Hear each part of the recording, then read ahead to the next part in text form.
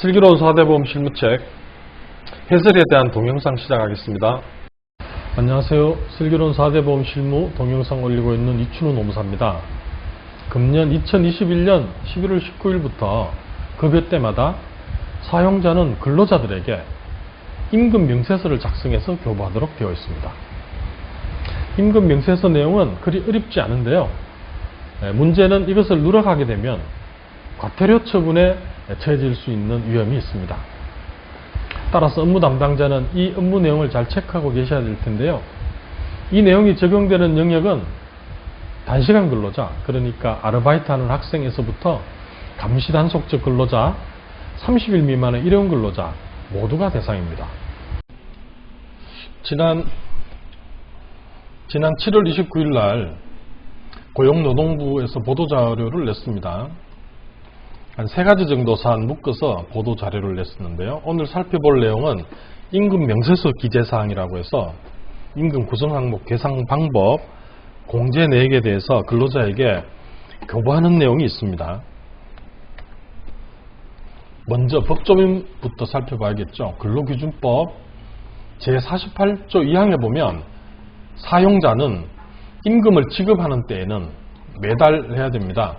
근로자에게 임금의 구성 항목 계산 방법, 그 다음에 대통령령으로 정하는 사항을 임금 명세서를 서면으로 교부하여야 한다. 이렇게 되어 있습니다. 서면과 관련해서는 전자문서 및 전자거래 기본법상 전자문서를 포함한다라고 되어 있습니다. 휴대폰으로 휴대전화로 해서 급여 명세의 내용이 전달되면 이게 교부한 거로 봐야 될까요? 뒤에 관련된 내용 살펴보겠습니다. 전자문서란 휴대폰에 나온 내용이 전자문서가 되는지 정의를 가지고 한번 생각해 보시기 바랍니다. 정보처리 시스템에 의하여 전자적 형태로 작성 변환되거나 송수신 또는 저장된 정보를 말한다 라고 전자문서의 정의가 이렇게 되어 있습니다. 내용을 살펴보겠습니다. 임금 명세서에 기재할 사항은 좀 전에 법 규정 살펴봤지만 구체적인 내용을 검토해 볼 것 같으면 근로자를 특정할 수 있는 정보라고 해서 성명, 생년월일, 사원번호 등이고요. 임금 지급일, 근로일수, 임금 총액, 총근로시간 수 적으셔야 되고요. 연장, 야간, 휴일 근로를 시킨 경우에는 그 시간수, 그 다음에 임금 항목별 금액과 각 항목의 계산 방법, 공제 항목별 금액과 총액을 적으셔야 됩니다. 우선 보면 임금 대장에 들어갈 내용과 비슷하다 이런 생각이 들죠. 다만 임금 대장에는 금액만 적히지만요, 여기 임금 명세서라고 하는 것은 그 금액에 대한 산출 근거가 규정되어 있다 이렇게 이해를 하시면 되겠습니다. 특이사항 보겠습니다. 일용 근로자라고 하면 30일 미만 근로하는 근로자들인데요. 이 분들에 대해서는 생년월일, 사원번호 등 근로자를 특정할 수 있는 정보를 생략할 수 있고요. 4인 이하 사업장 같은 경우에는 연장, 야간, 휴일 근로에 대한 규정이 적용되지 않죠. 그래서 연장, 야간, 휴일 근로시간 수를 기재하지 않을 수 있도록 했습니다. 또 근로기준법 63조에 보면 적용의 제외 규정이라고 했어요. 근로시간, 휴게, 휴일이 적용되지 않는 사람들이 있습니다. 대표적인 케이스가 감단 근로자 들어보셨는지 모르겠는데요. 감시 단속적 근로자라고 하는 분들이 있습니다. 이런 분들은 고용노동부 장관의 승인을 받게 되면 근로시간, 휴게, 휴일에 대한 규정이 적용되지 않는데요. 감시 근로자라고 하는 것은 주로 하는 업무들이 몸을 움직여서 하는 일이라기보다는 특정한 장소에 앉아서 이렇게 어떤 일이 일어날지 말지 같은 것을 감시하는 근로자를 얘기하는 거고요. 단속적 근로자는 예컨대 겨울에 보일러를 틀어주는 이런 근로자가 있다 그러면 잠깐 보일러를 틀어줄 때는 근무를 하고요. 나머지는 또 대기 시간이고 한 몇 시간씩 대기하다가 또 이제 새벽에 보일러를 틀고 한다든지 이런 식으로 하시는 분들은 업무의 강도가 약하다고 해서 근로시간, 휴게, 휴일에 대한 규정이 적용되지 않습니다. 어떤 의미냐면 일주일에 40시간, 하루에 8시간 범위 내에서 이제 근로계약을 해야 되는데 그게 적용이 되지 않습니다. 그러니까 하루 8시간을 넘게 일을 시킬 수도 있고요. 그런 경우라 하더라도 연장근로에 대한 수당을 지급하지도 않고요. 8시간 근무를 하게 되면 중간에 1시간 이상 휴게시간을 줘야 되는데 휴게시간 없이 계속 근로를 시킬 수도 있고요. 그 다음에 일요일, 그러니까 주휴일에 대한 규정을 적용하지 않기 때문에 일요일, 토요일, 일요일 쉬지 않고 계속 근로시키는 게 가능한 그런 근로자들이 있습니다. 그래서 이런 분들 같은 경우에는 야간이라든지 휴일 근로 관련된 내용이 적용되지 않으니까요. 이 임금 명세서에 그런 내용을 특별히 적지 않아도 된다라고 하는 내용이 있습니다. 작성 방법에 대해서는 잠깐 뒷부분에 말씀드리도록 하겠습니다. 임금 명세서 작성에 대해서 말씀드리겠습니다.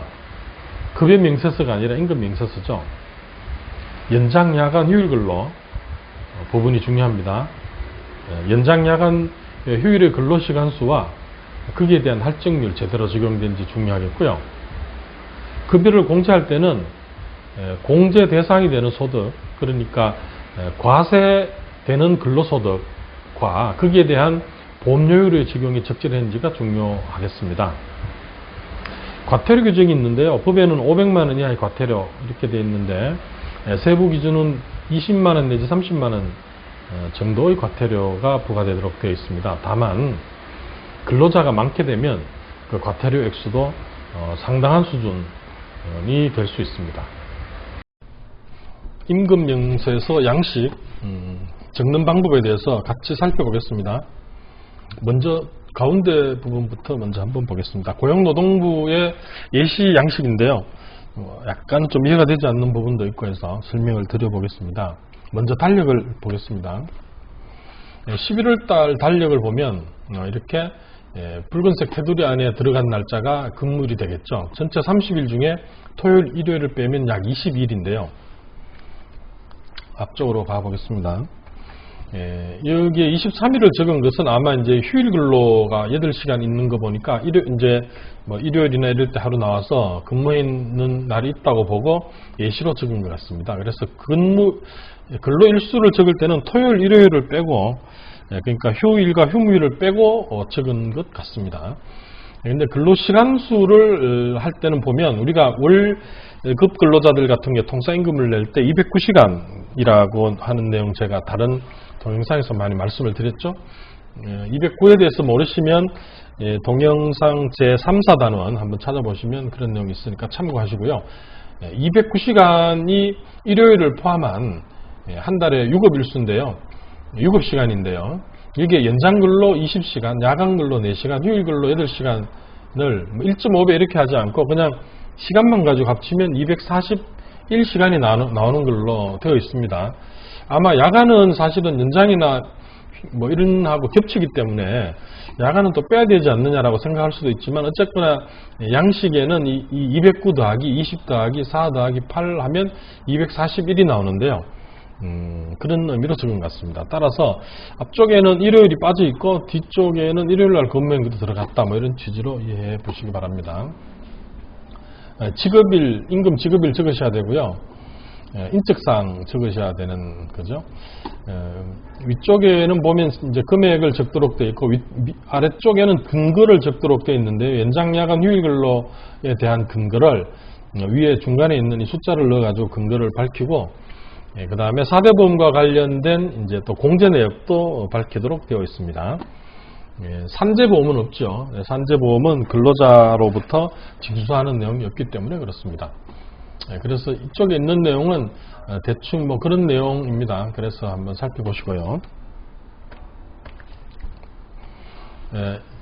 특이사항 좀 전에 말씀드리긴 했지만 다시 한번 살펴보겠습니다. 일용 근로자 30일 미만입니다. 30일 미만 계약한 일용 근로자들은 인적사항은 적을 필요 없습니다. 인적사항은 적을 필요가 없고 4인 이하 사업장이라든지 아니면 적용제외 근로, 감단 근로자 같은 경우에는 연장, 야간, 휴일과 관련된 규정이 적용되지 않으니까 그러니까 적을 필요가 없습니다. 여기서 이제 보실 내용은 단시간 근로자 같은 경우에 그러니까 아르바이트 하는 이제 그 분들이라든지 뭐 이런 분들도 임금 명세서는 다 적어서 교부해야 된다라는 내용을 알 수 있고요. 이 위에서 얘기하는 분들도 임금 명세서 교부 의무 자체가 면제되는 것은 아닙니다. 일부 항목만 빠진다라고 하는 사실을 잘 기억하시기 바랍니다. 과태료 규정 보겠습니다. 과태료가 보통 법에 들어갈 때는 계도기간을 두게 마련인데요. 이 관련돼서는 계도기간이 없습니다. 그래서 11월 19일부터 이 과태료 규정이 바로 적용된다고 볼 수 있고요. 500만원 이하의 과태료를 정하도록 법에서 규정하고 있는데, 세부적인 이제 시행 기준은 예컨대 임금 명세서를 교부하지 않으면 1차 위반이 있을 때 30만원. 근데 이 30만원이라고 하는 것이 근로자가 20명이 있는데 전부에게 20명에게 아무에게도 교부하지 않았다 이렇게 되면 이 30만원 곱하기 20명으로 해서 이제 과태료가 산출된다라고 하는 사실을 잘 아시기 바랍니다. 우리가 보면 이제 임금 명세서 내용을 뭐 복사를 해서 근로자에게 주면 되지 않느냐 이렇게 생각할 수 있는데 그렇게 할 수는 없습니다. 왜냐하면 앞쪽에서 살펴보셨듯이 이제 그 급여 대장에는 산출 근거가 없지 않습니까? 그런데 임금 명세서에는 산출 근거가 기재되어 있기 때문에 급여 대장을 복사해서 줄 수는 없다라고 하는 사실이 있고요. 핸드폰과 관련된 문자 전송을 하면 이것이 근로자에게 교부를 한 것인가? 이게 법률 사이트에 뭐 이런 내용이 있는데요. 참고하시면 될 것 같습니다. 그래서 전자문서라고 하는 정의는 아까 살펴봤고, 이메일로 송부하는 것도 가능하고, 그 다음에 이제 휴대 전화로 문자를 전송한 경우도 교부한 것으로 볼 수 있다라고 하는 입장이고요. 당연히 그러니까 회사의 업무 포털에 이제 본인 인증을 해서 로그인해서 들어가서 PDF 파일 같은 걸로 근로자가 손댈 수 없는 그런 고정적인 형태로 제시되어 있다 그러면 그건 뭐 당연히 교부된 것으로 볼 수 있습니다. 이제 포괄임금제라고 하는 내용이 있는데요. 이거는 이제 연장근로라든지 이런 부분을 미리 예정을 해서 그 연장근로를 포함해서 근로계약을 체결하는 거거든요. 그래서 예컨대 일주일에 12시간의 뭐 고정적인 연장근로가 있다 그러면 이미 이것을 예상해서 임금액을 책정을 하는 제도가 일정 요건 하에서 인정이 되고 있습니다. 그런데 지금 급여명세표 교부 의무화라고 하는 것이 이 포괄임금제와 개념상 서로 부딪히기 때문에 이렇게 포괄임금제를 앞으로 운영할지 말아라고 하는 것이냐라고 하는 질문이 있는데 그런 것은 아니다라고 하는 것이 고용노동부 입장입니다. 따라서 관련된 내용을 임금 명세서에 적을 때는 일주일에 12시간 뭐 4.345주 통상임금 1.5배 이런 식으로 해서 적으시면 됩니다. 단시간 근로자도 당연히 이제 교부 대상이다라고 하는 것을 알 수 있죠. 다만 특수형태 근로 종사자나 프리랜서 이런 사람들도 이 내용을 교부를 해야 되는지, 이분들은 근로자가 아니니까요. 이들이 받는 금품은 임금이 아니에요. 그러니까 임금 명세서의 교부 대상은 아니다라고 하는 것이 고용노동부의 입장입니다. 이상으로 임금 명세서와 관련된 부록 내용의 말씀을 마치도록 하겠습니다. 감사합니다.